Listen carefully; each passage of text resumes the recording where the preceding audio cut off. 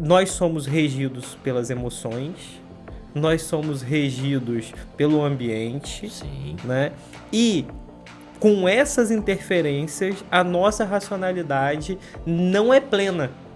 Como é que eu vou me comunicar com aquele cliente? Vai ser por meio de promoção, vai ser por meio de consciência de marca. Então o seu marketing ele fica muito atrelado se você entende como as pessoas pensam ou como você quer que elas pensem.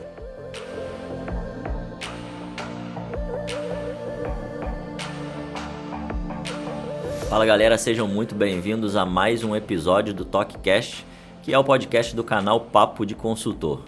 No episódio de hoje a gente vai falar sobre um assunto que muita gente gosta e é necessário de saber, especialmente para quem está liderando organizações, liderando pessoas, desenvolvendo produtos, que é a economia comportamental.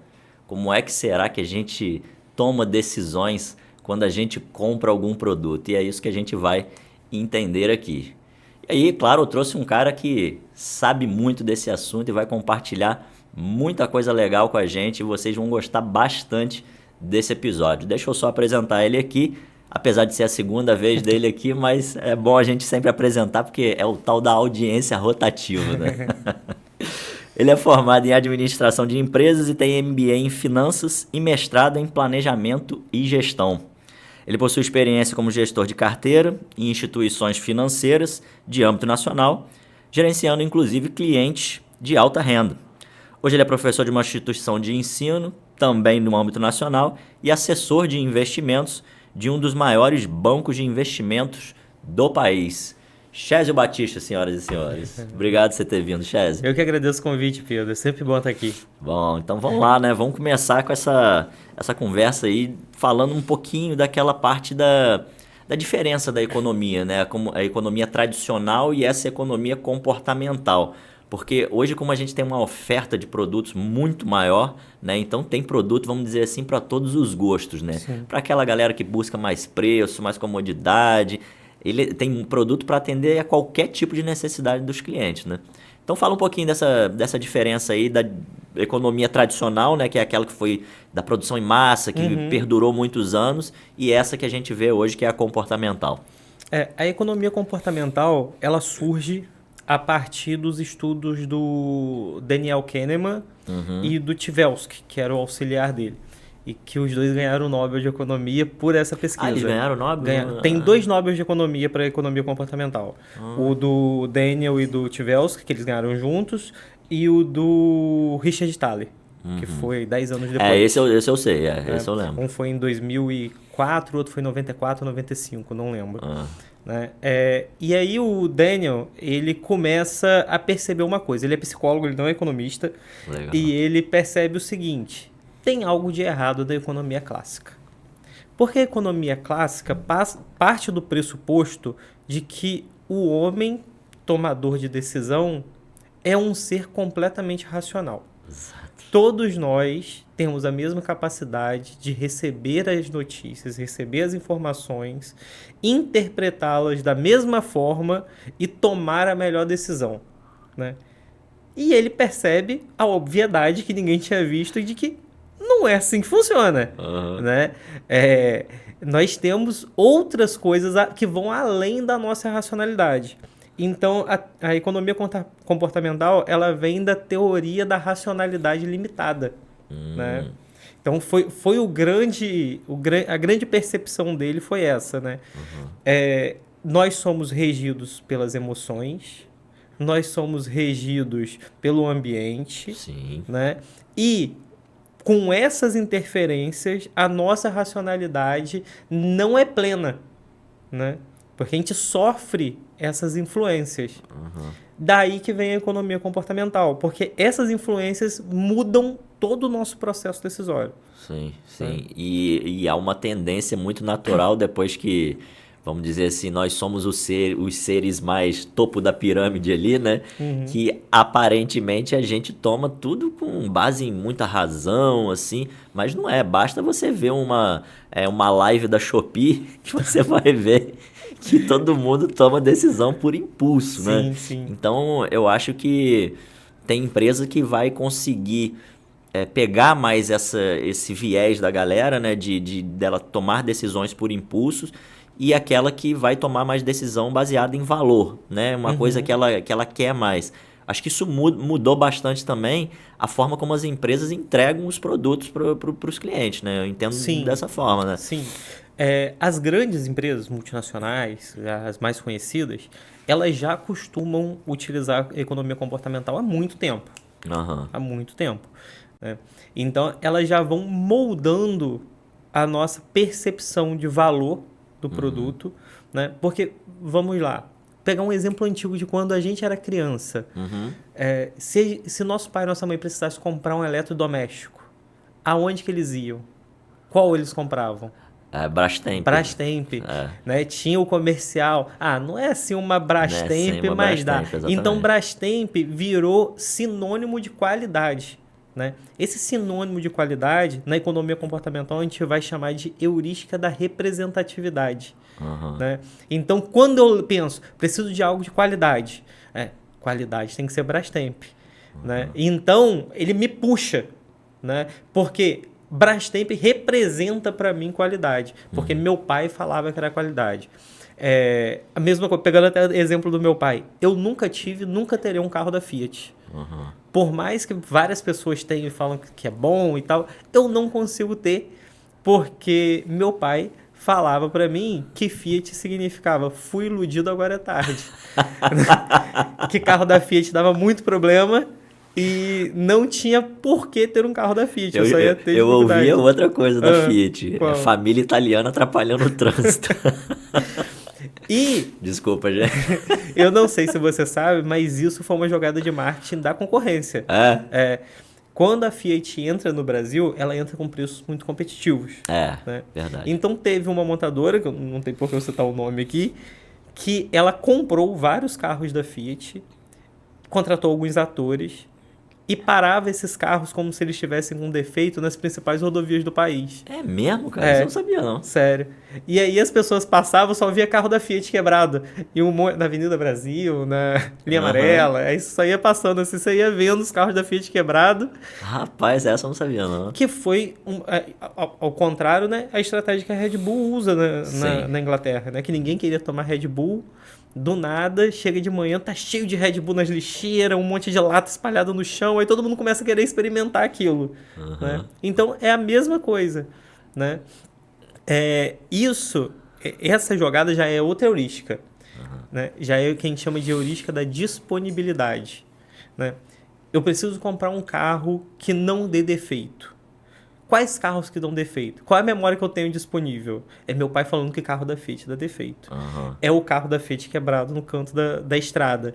Então, essa memória disponível afeta meu processo decisório. Não importa se isso foi há 30 anos atrás e que agora é tudo diferente. Tá lá no subconsciente. Tá lá no subconsciente. Tá disponível para mim como um carro que dá problema. Né? Quem conseguiu subverter isso muito facilmente, na verdade, foi a indústria automobilística chinesa. Né? Porque até 10 anos atrás, qualquer coisa que viesse da China... Xing Ling, Xing Ling, vagabundo, não presta, vai dar defeito. E agora a gente olha com outros olhos. Sim. Né? Parece que é alta tecnologia, super confiável. Você já começa a ir para outra visão. Sim. Né? Então, mudar esse paradigma, uma vez instaurado, é muito difícil. Muito difícil. Eu uma vez vi uma palestra, eu não lembro onde foi, mas foi uma palestra que ficou bem famosa, e um representante do governo chinês, ele falou que a estratégia deles que eles tinham era de transformar os produtos made by China para made in China, né? Então, assim, era uma mudança bem clara de estratégia, já que lá é um país mais horizontal, mais vertical, assim, né? Onde não tem muitas opções para você também discutir. Então, nesse ponto, eles acabam tendo um planejamento de longo prazo que ele não muda muito, né? Então, a China teve essa coisa de ser um país que era tudo muito pirateado, né? A gente pensava em pirataria, a gente pensava automaticamente na China. Mas pouca gente percebe que isso foi uma estratégia pensada da China.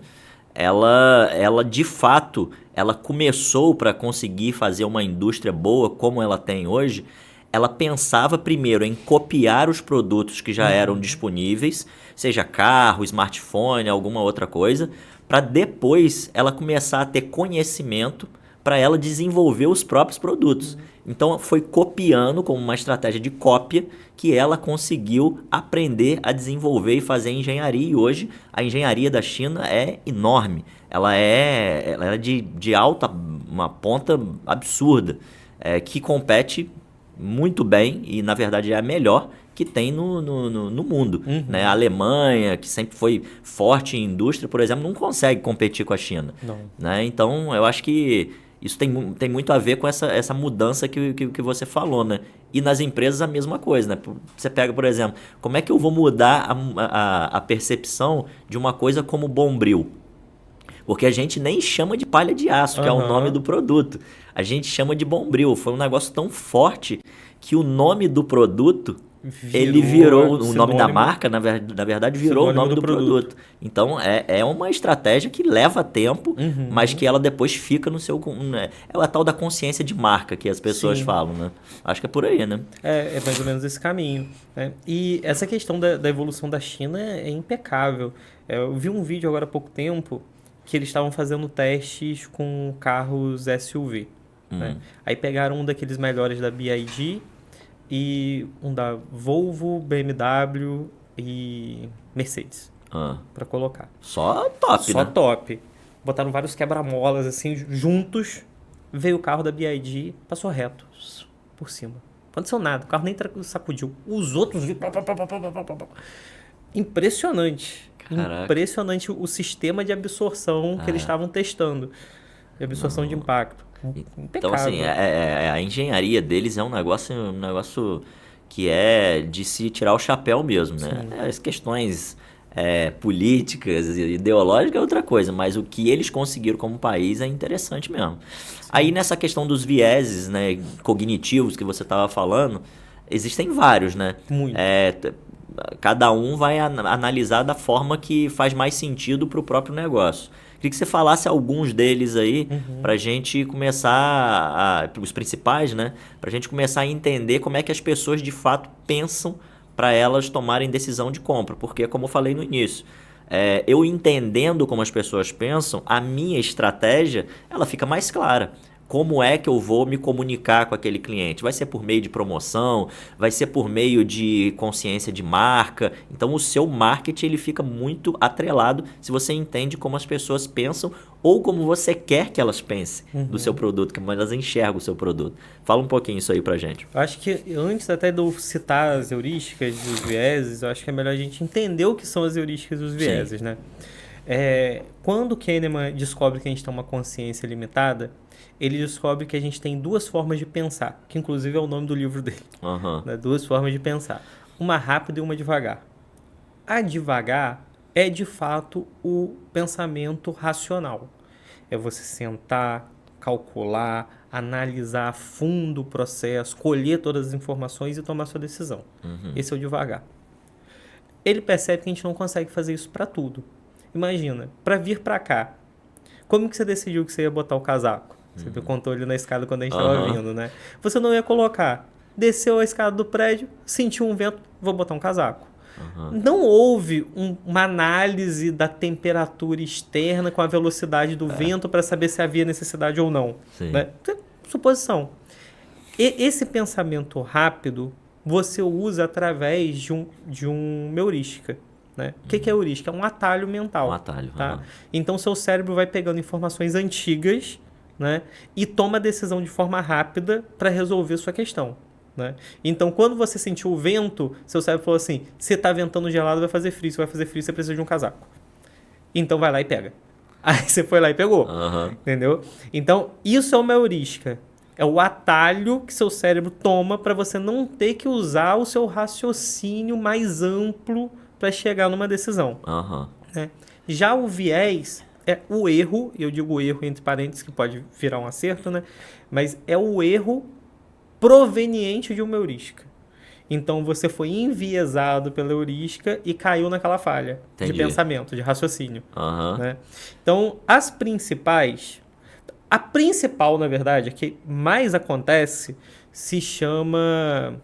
Gente, falei com você agora, esqueci. Excesso de confiança? Excesso de confiança. Né? Aí já é até o viés em si, né? O excesso de confiança já é o viés. Né? Mas ele é o principal problema. Nós tendemos a superestimar coisas positivas e subestimar coisas negativas. Sempre. Né?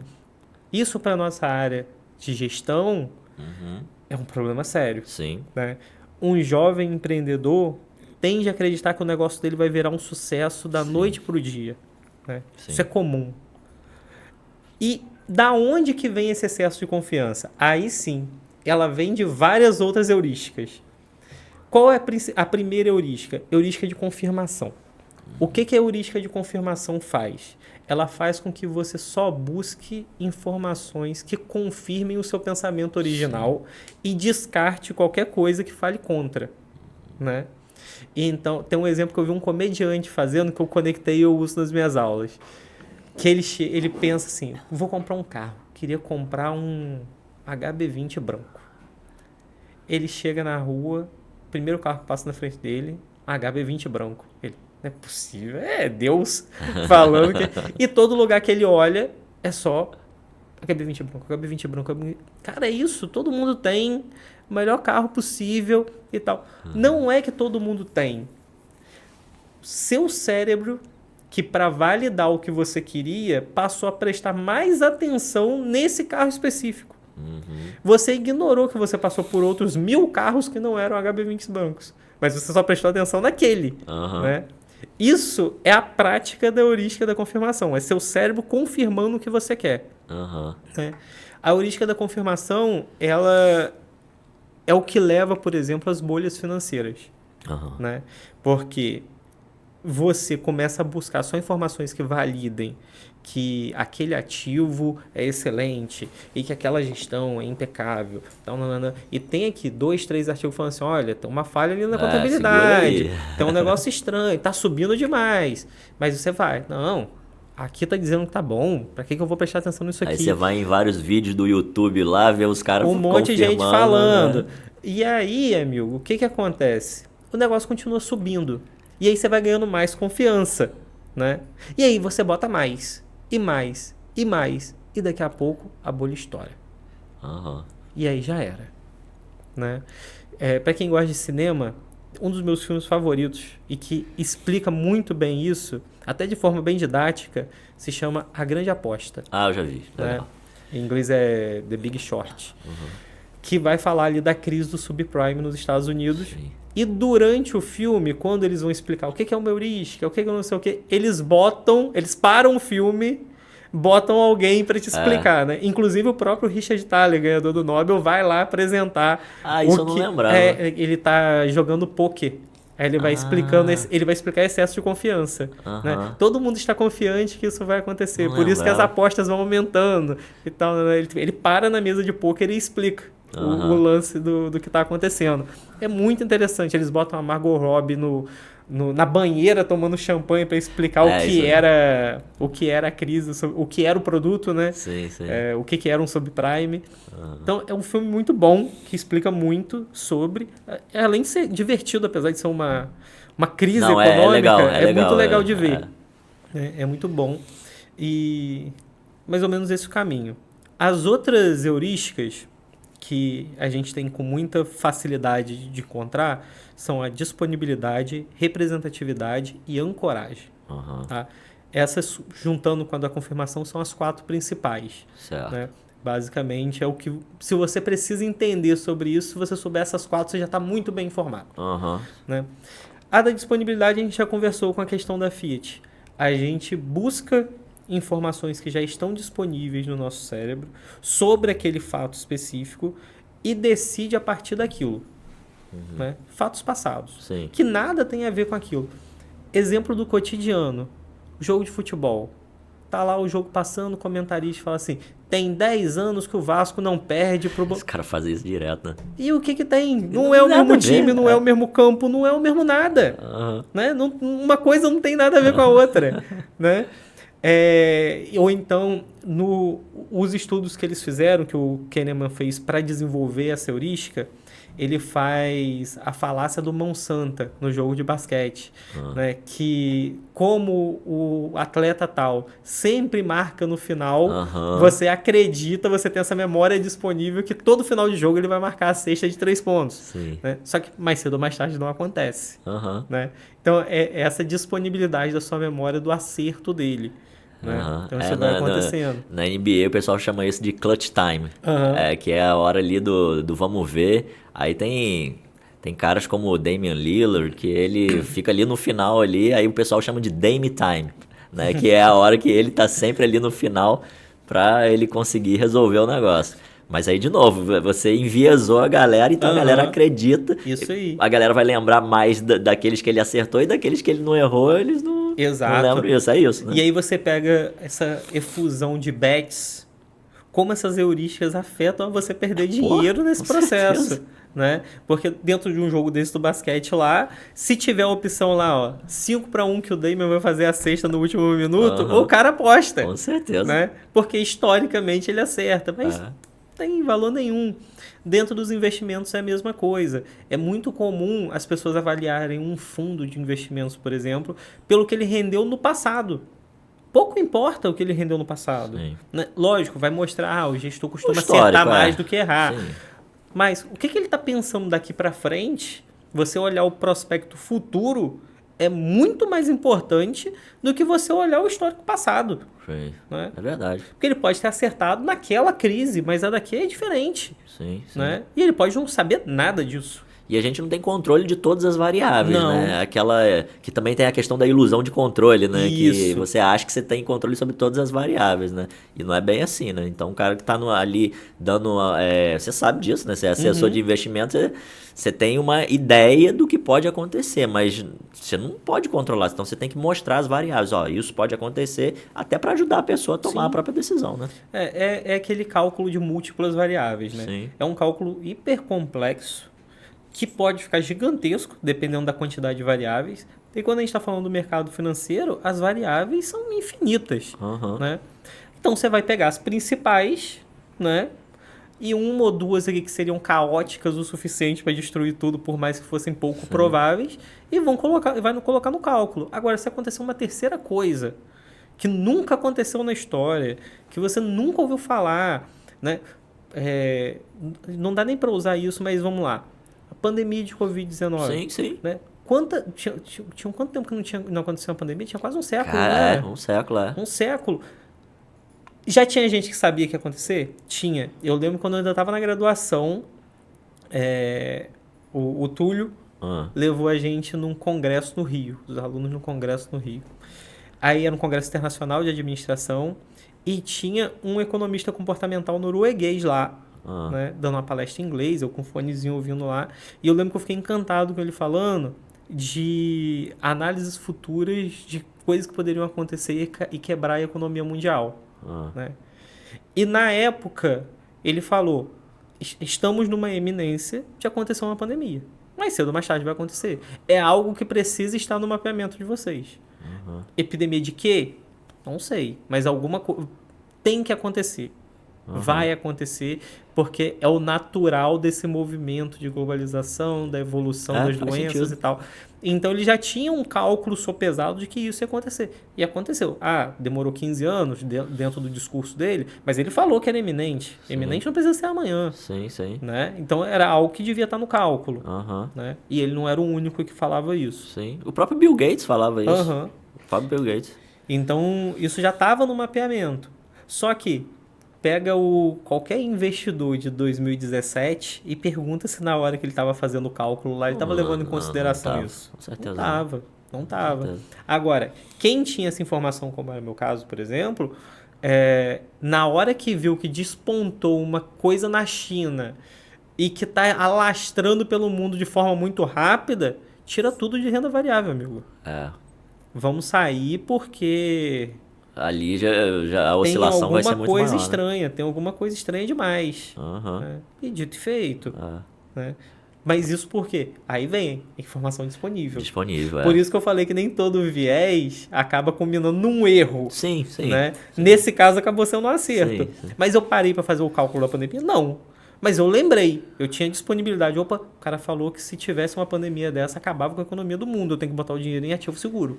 E o tal do subconsciente é um negócio Aham. impressionante, né, cara? É como você falou, é um negócio que seu pai falou lá atrás, assim.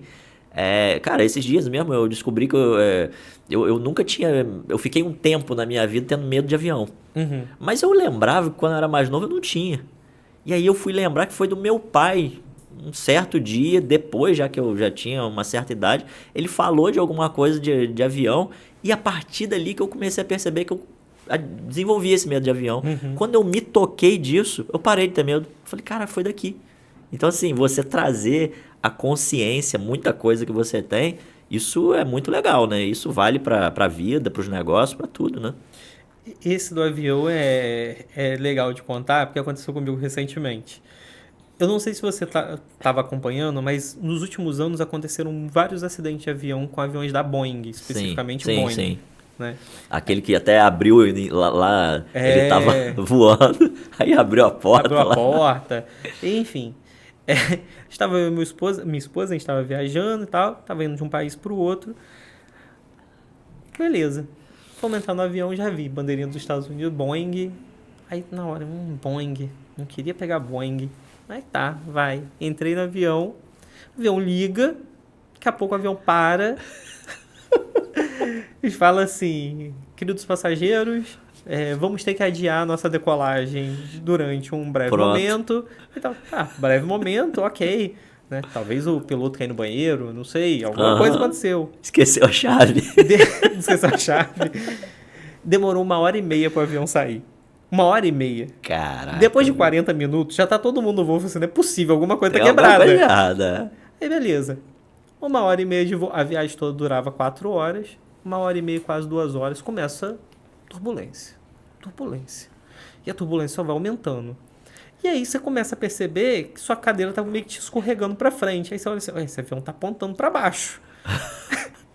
Aí você começa a perceber que o avião tá descendo, mas ele tá descendo muito rápido. Que isso, cara? Aí você abre aquele mapinha, né?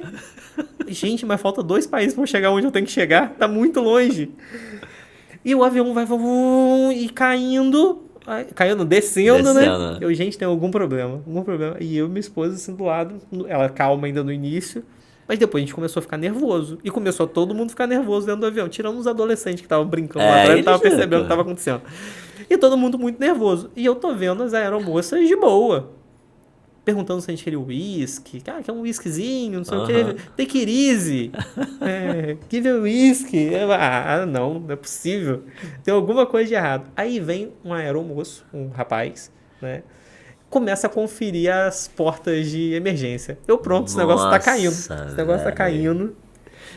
E aí, Pedro, faltando o que? Isso já tinha 1 hora dessa tortura psicológica de desce, sobe.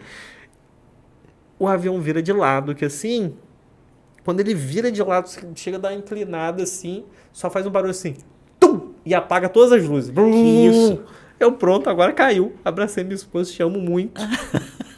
Te amo muito, mas acho que daqui a gente não vai sair e tal. E ela chorando, quero descer. E tava tudo normal, tava tudo tranquilo. Por que esse pânico aconteceu? Disponibilidade da memória da Boeing. Né? Só que, tipo assim, caíram uns 6 aviões da Boeing nos últimos 2 anos. Mas quantos não caíram? Sim. Milhões de voos da Boeing. Sim. Então, foi traumatizante? Foi traumatizante, mas... Sim, Mas talvez se eu não tivesse visto aquela bandeira, eu não teria achado estranha a descida e tal. Sim. E o piloto depois avisou o que estava acontecendo, que tinha uma tempestade. E por causa dos raios ele estava precisando descer, sair dos raios, depois voltar para não pegar a chuva. A gente não entende também. A gente não entende e começou a ficar preocupado. Só que o pânico aconteceu por conta da Boeing. Né? E não era só eu, não. Eu ouvi mais umas 3 pessoas falando, avião da Boeing, não sei o que. Então tava todo mundo tenso por conta disso. Você vê como é que a questão da marca, Exato. quando fere a reputação, é um negócio muito forte, né, cara? Você fica com aquilo ali, dependendo de como o negócio foi comunicado para as pessoas, né? Chegou até as pessoas, ainda mais que a maioria das pessoas são leigas. Quem tá ali no dia a dia, que é técnico, até consegue fazer essa distinção, falando assim, não, isso aqui não é tão grave assim, não é um risco tão grande, mas quem não é, você vai achar que o simples fato do avião tá virando assim, você, pô, Porque já ele tá de era. lado, ele não tá reto. Enfim. Aí, seguindo nas heurísticas, a próxima seria da representatividade, Aham. né? Que aí o seu cérebro não usa um fato que aconteceu sobre aquilo, mas algo que te lembra aquilo, Entendi. né? Algo que tem a ver. Aham. E aí, a partir daquilo, você toma uma decisão. Vou dar um exemplo que acontece para todo mundo que já atua na área de gestão de pessoas e precisou contratar alguém. Aham. Você levar em consideração a postura ou a fala ao invés do currículo. Porque uma postura expressiva e tal indica que você... Não indica nada. Aham. Não indica nada. Indica que você sabe sentar, Sim. né? Aí, se não for para fazer teste de cadeira, sentar não tem grandes relevâncias, Sim. né? Então, você vai... Ou então vai pela aparência, né? A Porque aparência é muito, né? aparência é muito, porque parece com alguém que você confiaria em fazer algo, Aham. né? Que se fosse aquela pessoa te vendendo aquilo, talvez você tivesse mais interesse do que se fosse outra, né? E aí meio que o que estava no currículo, que talvez até descredenciasse aquele profissional, acaba ficando ignorado pela representação que você tem daquela imagem, Aham. né? Então a representatividade atua muito, Sim. muito nesse É você processo. buscar sempre o similar, né? O similar. Então seria. Isso que a gente está falando também aqui é mais para a galera entender por que funciona, né? E você até se adaptar, né? Então vamos imaginar agora sobre o aspecto profissional. A pessoa que tem um jeito de pensar, um jeito de se vestir, né? Uma vida pregressa de um determinado modo, ela. A tendência para ela ser mais satisfeita ao trabalho, que a gente está dizendo aqui, é que ela busque empresas que têm esse mesmo perfil. Aham. Então vamos imaginar uma pessoa que ela tem um perfil bem flexível, assim, bem criativo, e ela vai para uma empresa muito conservadora, que a hierarquia é muito bem definida. A chance dela ser insatisfeita nessa empresa Enorme. é enorme. Enorme. Enorme, porque Enorme. não tem a ver com o perfil dela, com as coisas que ela viveu, o contexto, as crenças. Sim. Então, tanto na escolha profissional, quanto também na forma como você vai ofertar o produto. Agora, Sim. olhando sobre o aspecto da empresa. Como que eu vou me comunicar? Se eu estou lidando com pessoas que lidam com investimento, por exemplo, eu não vou colocar uma pessoa num comercial meu, numa publicidade, que não represente isso. Porque, na verdade, o marketing, ele é uma projeção, né? Uma projeção sua naquela pessoa ali, naquela figura ali, naquela marca, né? Então, ela é quase uma extensão nossa. O bom marketing seria isso, né? Sim. Então, a representatividade, eu acho que é mais no sentido da gente entender como a gente pode se adequar a alguma situação do que simplesmente falar assim, não, isso aqui não serve, né? Não é nesse sentido que a gente está conversando aqui, né? Sim. É mais para a gente se adaptar. Isso. Tanto que, por exemplo, a gente ensina na aula de gestão de pessoas como você se posicionar para ir para uma entrevista. Exato. Né? Então, estuda a empresa, sobre o que Isso ela aí. faz, né? Em que ela atua, como que eu vou, como que eles se vestem lá. Exatamente. Eles vão de roupa social, eles vão de maneira informal, né? Por quê? Porque você quer ter a representação de alguém que atua lá. Uhum. Então, o objetivo do candidato é enviesar, né, representativamente o analista Uhum. que está fazendo o processo de contratação dele. Né? Exatamente. Então, eu tenho que me parecer o máximo possível com alguém que faz aquilo que eu pretendo fazer. Sim, sim. Né? É quase um jogo artístico, Sim, sim. por assim dizer. Sim. Né? Então, E isso não é ser falso, né, Não, Chaz? não. Isso é importante a gente falar aqui, porque tem muita gente que pode estar ouvindo o que a gente está falando e achar assim, pô, então eu tenho que ser o que eu não sou? Não. Não é isso. Não é isso. Você tem que buscar primeiro aquilo que faz mais sentido para você, né? Aquilo que as suas crenças e tudo que você acredita, o seu perfil, ela faz mais sentido. Então você tem que buscar empresas seja se você está vendendo para alguém ou que você quer trabalhar na empresa, você tem que buscar isso. E, querendo ou não, a gente vive vamos dizer assim, num teatro. A gente está desempenhando um personagem, mas a gente quer desempenhar um personagem que a gente se encaixa com ele, né? Que é o personagem da vida, Sim. no final das contas, né? Então, quando eu me visto da minha forma, você se veste da sua forma, eu trabalho no que eu trabalho, eu estou desempenhando um personagem também. Exato. Isso não quer dizer que eu sou falso. Não. É claro que a gente vai ter uma forma de conversar aqui do que a gente tem na nossa vida privada. Com certeza. Tudo certo. Mas, assim, isso não é a gente ter desvios éticos e morais, assim, ao ponto da gente ser uma coisa que a gente não é. Não é isso que a gente tá falando. Não. O que a gente está falando aqui é o que o Gessé Souza vai chamar de herança invisível, né? Que é uma compreensão das normas sociais, né? Então, o que você falou aqui, a forma que a gente vai conversar aqui é diferente da forma que a gente estava conversando lá fora. Sim. Por quê? Porque aqui é um ambiente profissional. Eu estou falando para pessoas que querem entender sobre o âmbito profissional. Eu não estou falando para um amigo num botequim. É diferente. Tá? Agora, uma pessoa que não recebe essa herança invisível, não tem esse conhecimento, que geralmente a gente pega isso dos pais, dos amigos dos pais, do convívio familiar.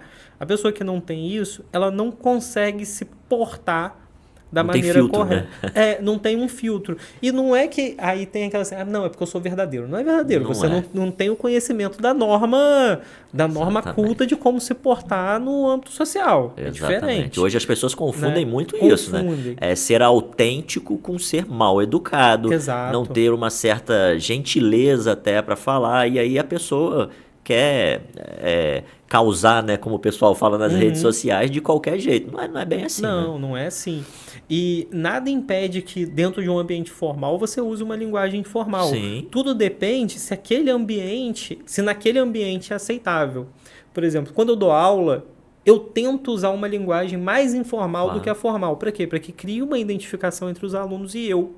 Né? Porque se eu for formal demais, em vez de eu aproximá-los, eu excluo. Sim. Principalmente aqueles que não estão tão nivelados com um arcabouço de... Técnico, né? Exato, um arcabouço técnico que não vai conseguir assimilar as É palavras. como se a gente estivesse falando alemão para quem fala Exato. português. O idioma Então, é completamente diferente. Não tem condições. Então eu tenho que falar de outro jeito. Né? E às vezes eles se espantam, porque sem querer eu falo um palavrão. Eu também, Aí eles começam a rir, calma aí, também não é assim. Não foca tanto não no foca palavrão. nisso, né? Então eu tento trazer exemplos de dia a dia, de, sei lá, história de ex-namorada, de amigo de não sei o quê, porque aí eles vão pegando esse tipo de... Porque é onde eles captam a mensagem. Eles não têm a vivência profissional Exato. ainda que a gente tem. Então a gente eu tem tenho que usar trazer do analogias. dia a dia, Isso né? aí. Então é disso que a gente está falando. E o que o Pedro trouxe aqui é importante de você entender assim, poxa, você está falando que eu tenho que me vestir como o cara que está lá e não do jeito que eu me visto.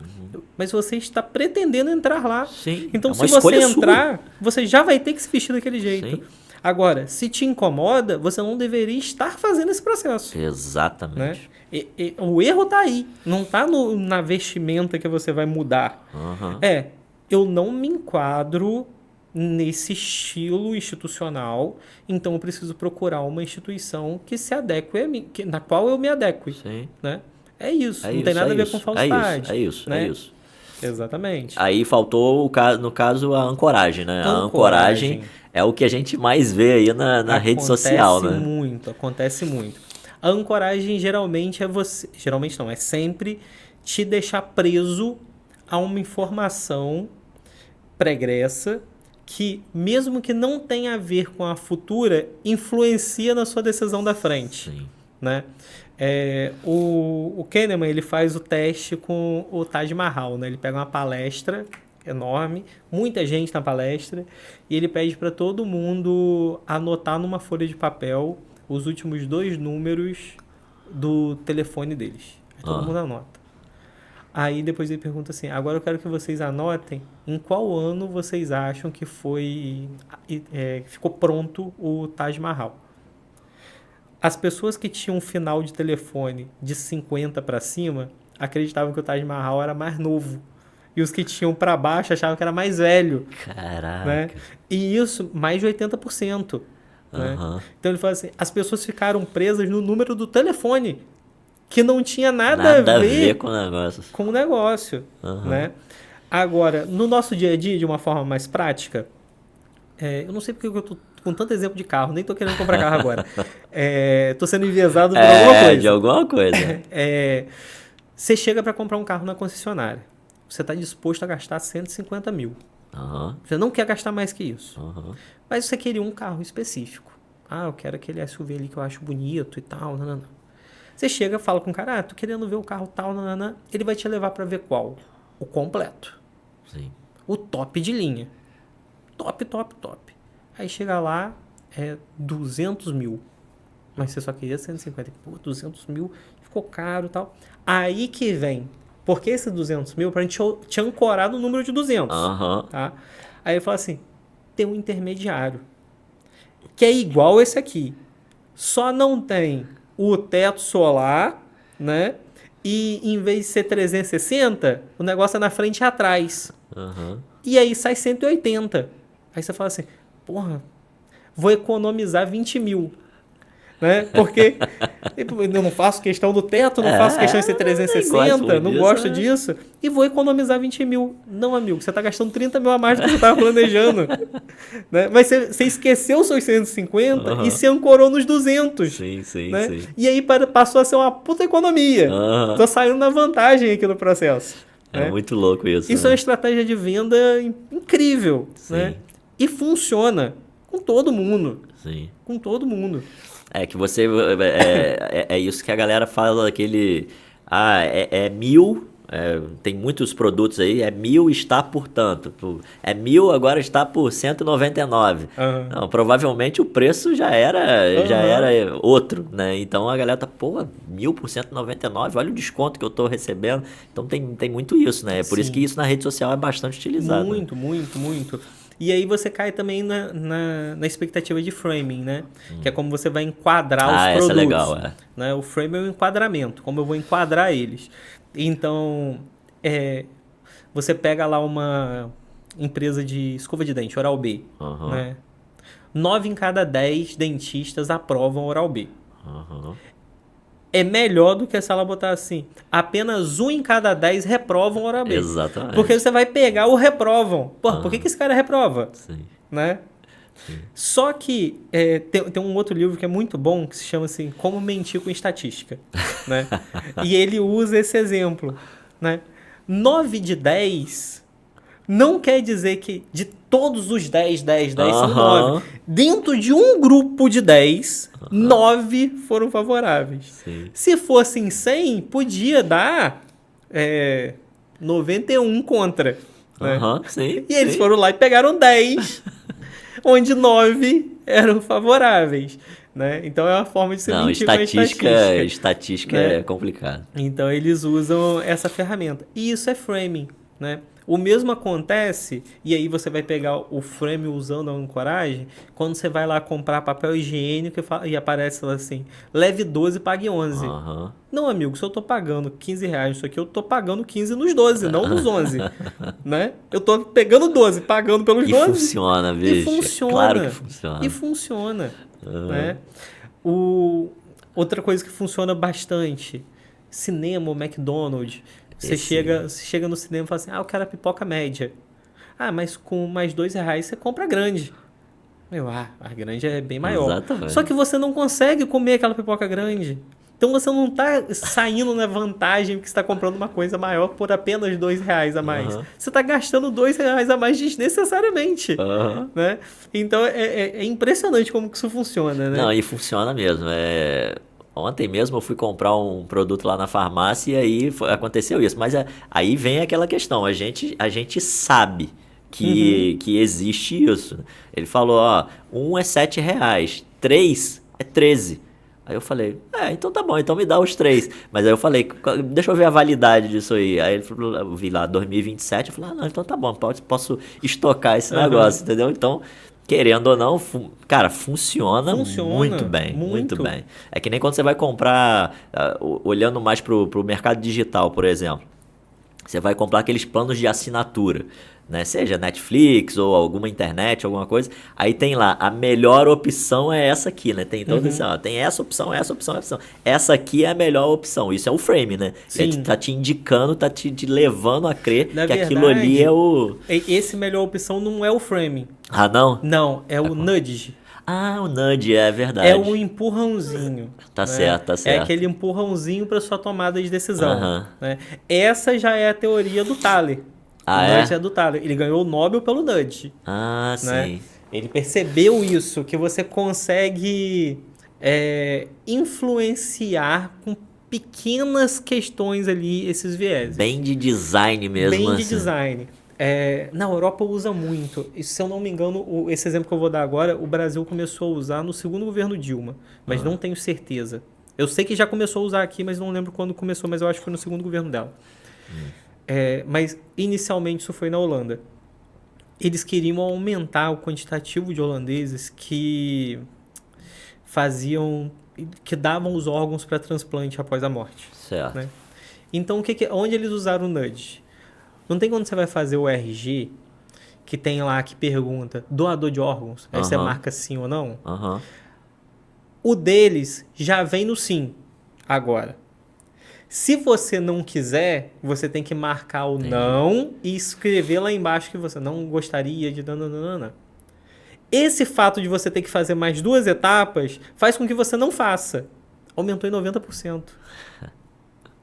Né?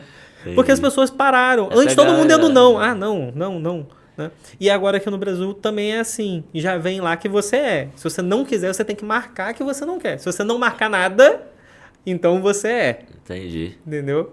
Entendi. E aí aumentou também.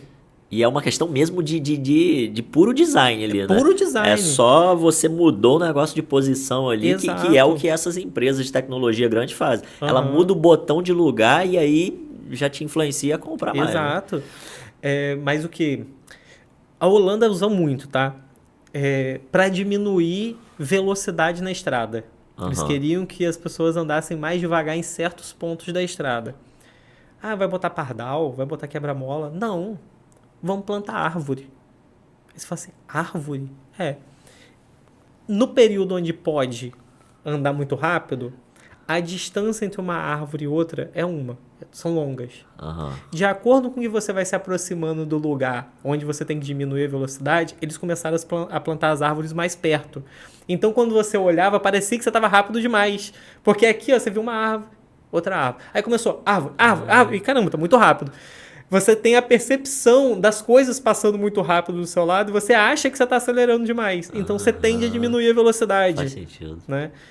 Plantação de árvore. Aí você ajuda o meio ambiente e diminui os acidentes de trânsito. Caraca, né? muito impressionante. maneiro essa. É impressionante. Muito maneiro essa. Essa eu não conhecia. E realmente, porque quando você tá andando, né, você tá numa estrada assim, quando você chega naquelas pequenas cidades que estão no meio da estrada, né? Você vai vendo mais casa, aí você já sabe que você tem que dar uma freada, né? Porque então, ali alguém pode atravessar, você já começa a sentir alguma coisa. Caraca, muito impressionante. interessante. É impressionante. E aí, quando a gente olha, pegando todos esses exemplos que você deu, como eu falei no início, né? A gente tem aquela questão de desenvolver produto ou liderar pessoas, né? A gente tem que começar também a entender como as pessoas estão trabalhando com a gente, elas pensam, né? Para a gente liderar elas melhores, né? Porque da mesma forma que a gente foi ensinado que existem estilos de liderança, por exemplo,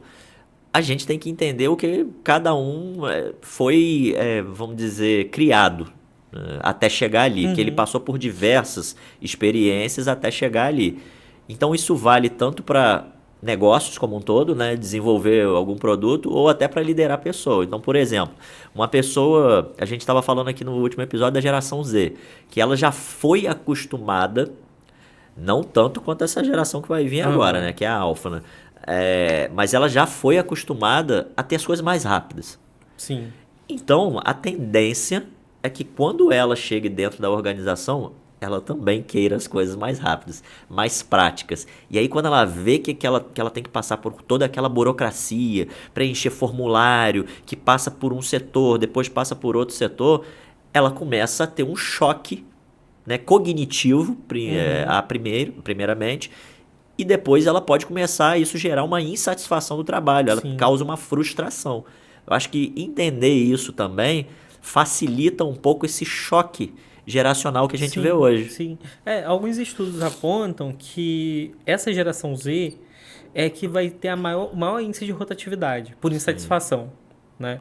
No entanto, a próxima, apesar deles quererem coisa mais rápido, por questões de estudos econômicos, se acredita que isso vai diminuir muito. Rapaz, eu também acho. Sabe por quê? Porque tanto os millennials quanto a geração Z cresceram no momento de abundância econômica. No mundo todo. Sim. Houve uma evolução econômica no mundo todo. Se a gente pegar o nosso resultado no Brasil aqui, de 2003 até 2015, 2016, a gente tinha uma economia pujante num nível exorbitante, né? A ponto de você trocar de emprego com facilidade, porque, não, eu tenho outra empresa ali que me dá isso aqui. O mundo nesse período cresceu muito. Cresceu muito. Dali para frente a coisa começou a desandar, né? Então você tem uma Europa em crise econômica até hoje, crise inflacionária. Você tem os Estados Unidos ali numa loucura do Donald Trump lá, que eu não consigo entender essas tarifas que ele está querendo implementar, que não fazem sentido algum, está deixando a população lá mais pobre, enfim. Não faz sentido econômico o movimento dele, não faz, né? E você tem um Brasil tentando de várias maneiras aqui evoluir, mas com uma precarização do trabalho imensa, né? Precarização do trabalho e da renda, né? Graças acredito eu, muito graças à reforma trabalhista que aconteceu lá no governo Temer, né? Que foi péssima para esse nicho, né? Facilitou muito a precarização do trabalho. Então você vai ter uma geração que vai ver, por exemplo, os pais tendo muito mais dificuldade do que a gente viu e do que principalmente o que a geração Z viu, né? Porque os pais millennials e assim, do início dos millennials, né, que X, são os pais do X, eles tiveram uma vida muito tranquila economicamente na maioria dos casos, né? Então seus filhos viram uma bonança de facilidades, tudo muito rápido, o avanço da tecnologia e tal. Agora a próxima geração ela já vai ter outro viés, né? Um viés mais de pé no chão, cuidado, necessidade de estabilidade, né? Porque viu o pai muito tempo desempregado, ou a mãe saindo de um emprego para o outro sem conseguir se firmar em lugar nenhum, ou tendo que trabalhar com aplicativo, de forma autônoma, né? E sem nenhuma reserva constante de capital entrando, nenhuma receita fixa. Então, esse tipo de pensamento influencia muito, né, nessa camada mais jovem. Então se acredita que essa camada seja uma camada que vai vir buscando um sentimento de estabilidade maior. Né? E eu acho que até, além disso que você falou, eu acho que cansa também. A galera vai cansar. Eu também acredito nessa questão da geração alfa, dela não ser tão moldada a esse espírito materialista. Né?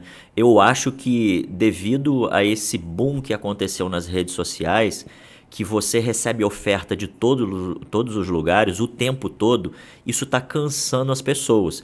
Da própria geração Z, inclusive. A geração Z está começando a ficar mais religiosa. Ela está buscando mais a religião por causa disso. Porque ela começou a entender que esse mundo materialista, ele cansa, ele te traz um prazer imediato, mas ele não vai te trazer um prazer de longo prazo. O que vai te trazer são outras coisas. É a religião, é um relacionamento duradouro, é uma profissão que você gosta, é isso que vai te trazer mais prazer no longo prazo. Então aquela coisa de ficar só comprando ali, de estar naquele modo ligado de venda o tempo todo, que as empresas começaram a fazer, isso vai cair em desuso. Com certeza as empresas agora têm que voltar os olhos para outro tipo de relação com os seus clientes, porque eles vão mudar. Em algum momento, essa questão do imediatismo, eu acho que ela vai parar. Eu li essa semana que tanto os millennials quanto a geração Z e possivelmente a Alpha, que está entrando agora nesse processo, eles já consomem menos drogas, menos álcool, eles consomem menos festas, né? Eles não vão para boate, as boates estão tudo quebrando, né? Eles valorizam mais momentos de lazer e tranquilidade Sim. do que o próprio consumo em si, apesar do consumo ainda ser muito presente, né? Então, algumas mudanças comportamentais já estão acontecendo, Sim. né? Acredito muito também que tem a ver com a precarização da renda, né? Alguns estudos apontam até essa questão da religiosidade, do aumento da religiosidade, tem a ver com a precarização da renda, uma vez que você já não acredita mais nas políticas públicas, você precisa acreditar numa divindade que talvez vai te ajudar a sair daquela condição negativa e tal. Então, isso aumenta muito, né? Principalmente quando... Óbvio que eu não vou generalizar todas as religiões, mas tem algumas áreas de algumas religiões que pregam uma visão mais reacionária social, né? E para quem está perdendo o poder, como é o caso, por exemplo, homens brancos ricos, né? Ou de classe média, isso traz muito para esse discurso também. Que quem está perdendo não quer perder, né? Então você acaba puxando bastante também, né? Então tem muita coisa. Tem muita coisa, Tem muita forma de enviesar as pessoas. Eu acho que foi na França, se eu não me engano, que as fábricas de bebida, elas estão, de vinho, né? Elas estão ficando preocupadas, porque há uma redução enorme do consumo de álcool e eles estão querendo começar a influenciar de novo os jovens a voltar a beber álcool, porque eles estão parando, eles não se interessam muito mais por álcool. Então, há essa mudança mesmo e isso é uma questão geracional, né, que a gente vê essa migração muitas vezes até por causa desses vieses que a gente está falando. Sim. Então, é uma coisa, o tal do subconsciente que a gente estava falando no início, né? Ela influencia muito, cara.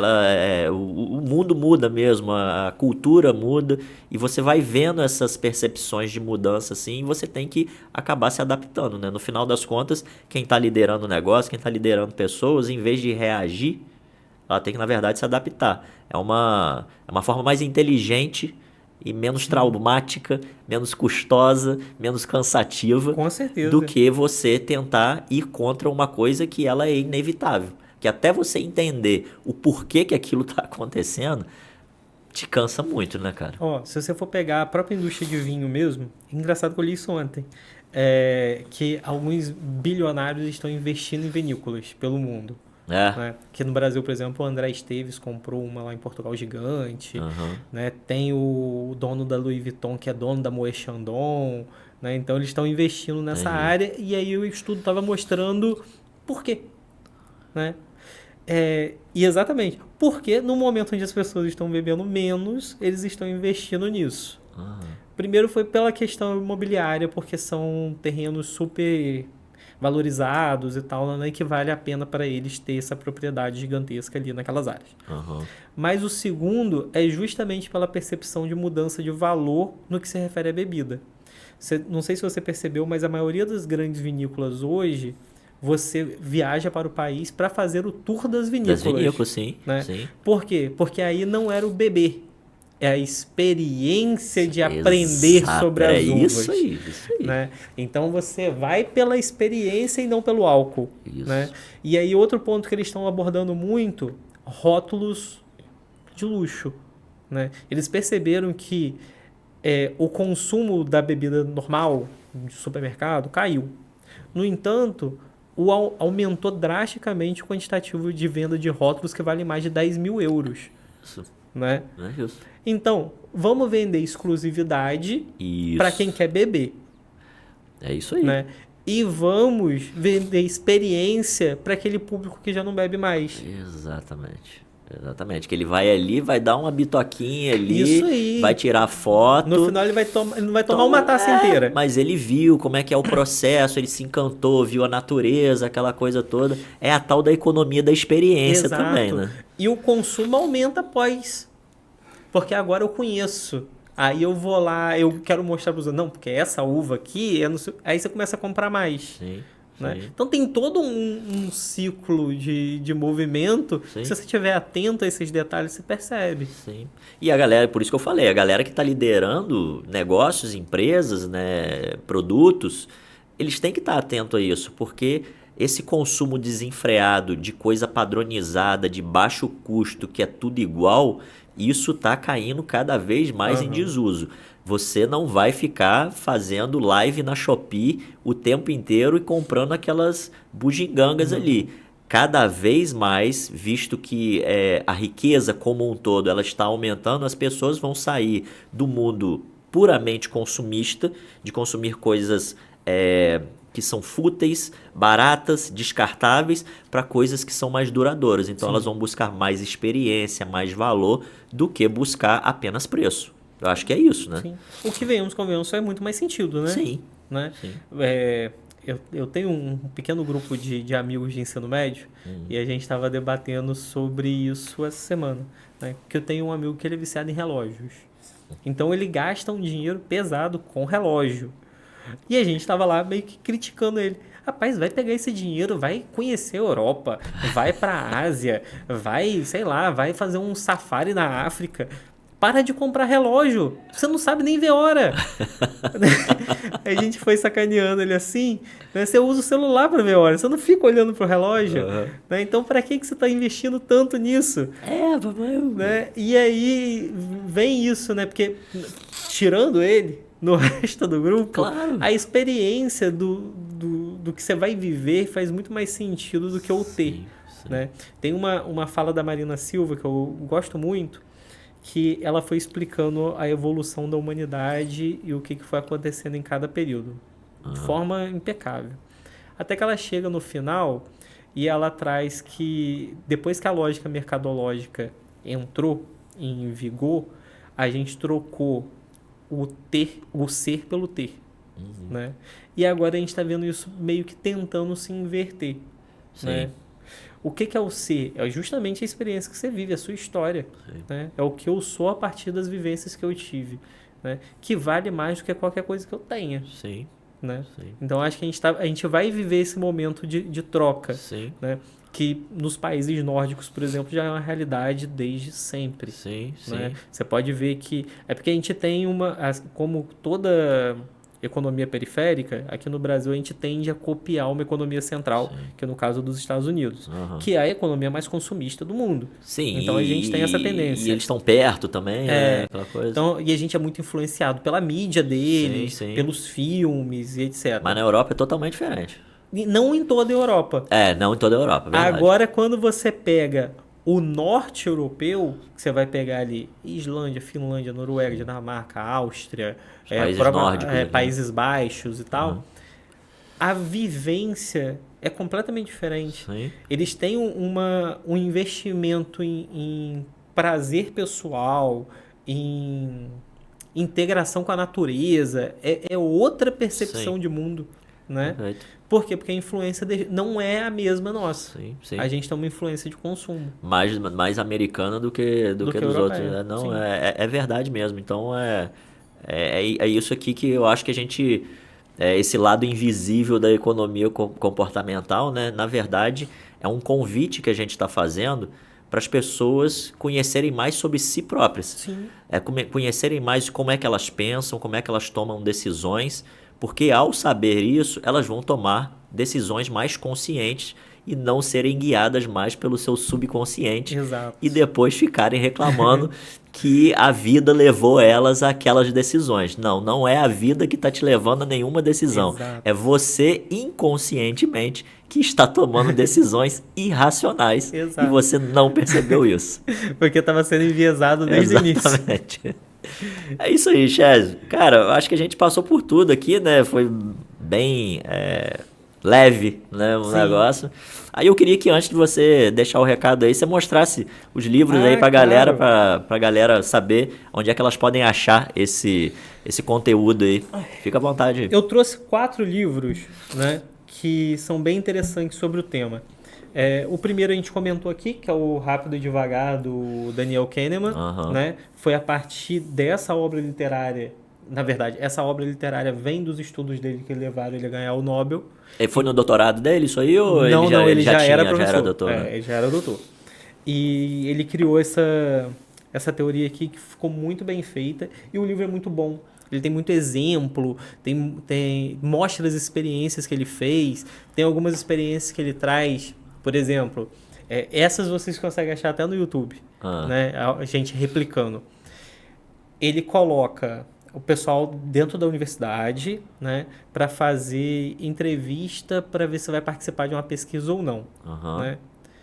No início, só tem uma pessoa que de fato vai ser entrevistada e 7 atores que estão ali fingindo que vão ser entrevistados.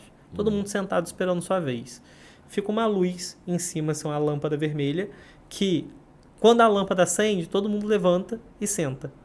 A pessoa que não está sabendo daquilo... Tá. Aí daqui a pouco acende de novo, todo mundo levanta e senta. Todo mundo levanta e senta. Na quarta vez, o cara levanta e senta também. E aí as pessoas vão entrando e vão saindo e vão chegando os novos que de fato não eram atores e que também seriam entrevistados. E no final, não tinha mais nenhum ator e todo mundo estava levantando e sentando quando a luz acendia. Nossa Senhora. Né? Efeito manada, né? Efeito manada. Efeito manada. O efeito manada também acontece. Isso tem um monte de pegadinha que mostra que você entra no elevador e todo mundo vira de costas. Você vira também. Você não sabe por quê. Né? Efeito manada acontece muito. Você tá andando na rua. Fila, né? No Que História é Essa, Poxa, teve uma pessoa, eu não lembro quem foi que contou, que tava andando na rua, do nada viu uma galera correndo, saiu correndo junto. Com medo, achou que era arrastão. Não, era o pessoal do CrossFit correndo na rua. Né? E a pessoa foi seguindo. Porque acontece. Mas no Rio também, né? O cara vai achar que é mesmo. Então esse livro do Daniel é muito bom. É uma leitura fácil. Você vai lendo e vai ficando divertido. Legal. Né? O Misbehaving já é o livro do Thaler.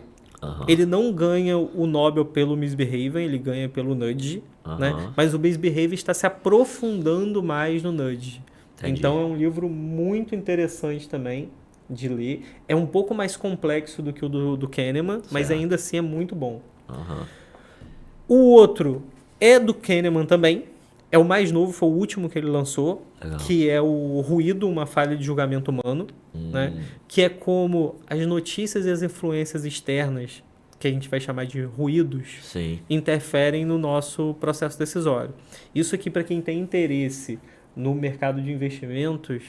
Legal. Ajuda muito, porque se tem uma coisa que enviesa no mercado de investimentos são os ruídos. Né?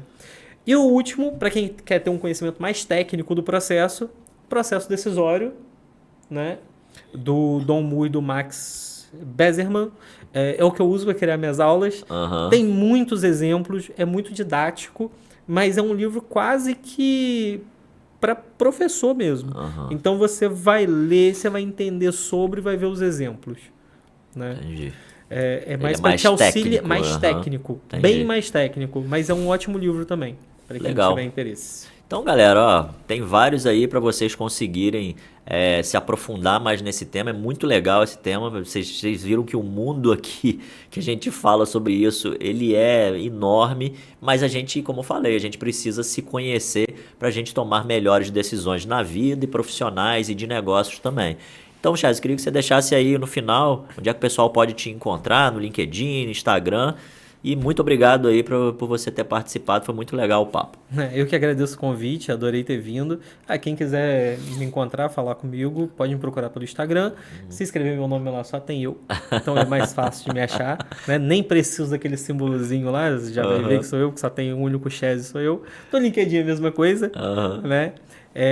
Quem quiser pegar alguma informação de mercado financeiro e etc, pode me procurar por lá. E basicamente são esses os caminhos para me achar. Show. Cara, brigadão mesmo, foi muito legal. E galera, obrigado aí também por vocês terem assistido. Já sabe, né? Curta, comente, compartilhe. E se inscreve aí no canal para continuar recebendo conteúdo novo. Até a próxima.